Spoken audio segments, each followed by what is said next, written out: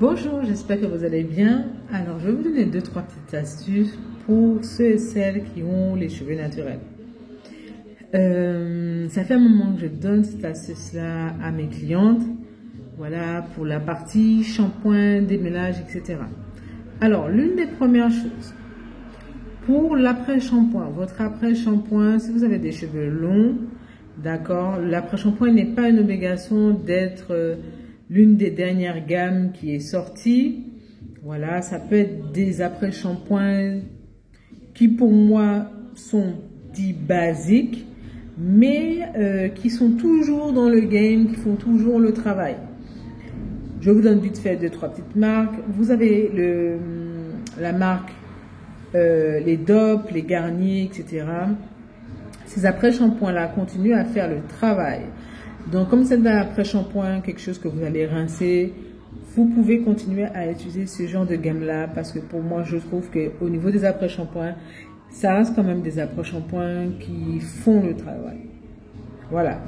Ensuite, vous pouvez aussi aller avec la gamme Biphase. La gamme Biphase est une gamme, elle existe depuis très longtemps. Par contre, c'est une gamme dont on n'a pas fait forcément de la pub, des choses comme ça. Voilà. Mais ça reste quand même un après-shampoing qui est quand même relativement très intéressant. Voilà. Et c'est parmi l'une des seules gammes qui vous propose des grands formats, donc des formats d'1 litre. Voilà.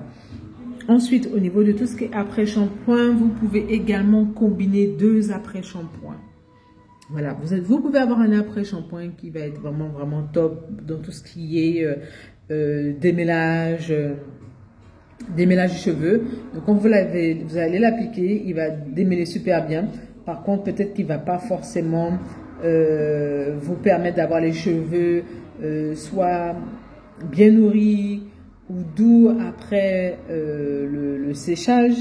Donc, n'hésitez pas à opter avec un deuxième, d'accord? Donc, vous pouvez opter avec un deuxième après-shampoing qui, lui, va peut-être plus nourrir en profondeur, qui va vous laisser un effet très doux au niveau du cheveu. Voilà. Donc, oui, vous pouvez aussi également combiner les après-shampoings. Voilà. Ça serait vraiment l'astuce que je pourrais vous donner.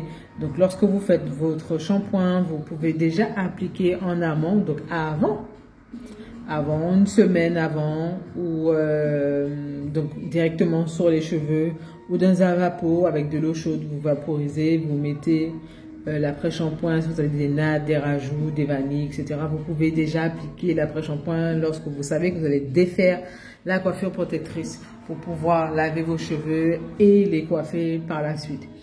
Voilà, ça c'est quelque chose que vous pouvez faire.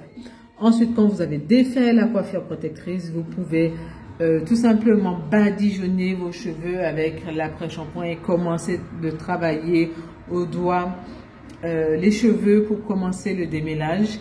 Et ensuite, vous faites votre shampoing normalement. Oui, bien sûr, ça va s'éliminer, mais au moins, vous êtes sûr de ne pas avoir les cheveux secs, d'avoir les cheveux beaucoup plus doux et d'avoir les cheveux qui se démêlent au fur et à mesure du shampoing. Voilà. Parce que chose qu'il ne faut pas oublier, bon, bien sûr, ne vous le dira, mis à part un professionnel de la coiffure, mais le shampoing reste quand même relativement le premier soin que vous pouvez faire, que vous devez faire. Voilà, et le shampoing reste quand même quelque chose de crucial pour avoir des cheveux en bonne santé. Et s'il peut ne pas être douloureux, ben, pensez-y. Voilà, donc ça c'est l'astuce que je peux vous donner pour tout ce qui est après-shampoing. Voilà, donc amusez-vous sur les après-shampoings. Vous pouvez combiner vos deux après-shampoings préférés. Vous pouvez mettre aussi un après-shampoing rinçage et un sans rinçage. Le but, c'est vraiment que vous ayez les cheveux bien démêlés, bien doux, nourris et que l'après-shampoing fasse son travail. D'accord? Je vous dis à très bientôt. Bye.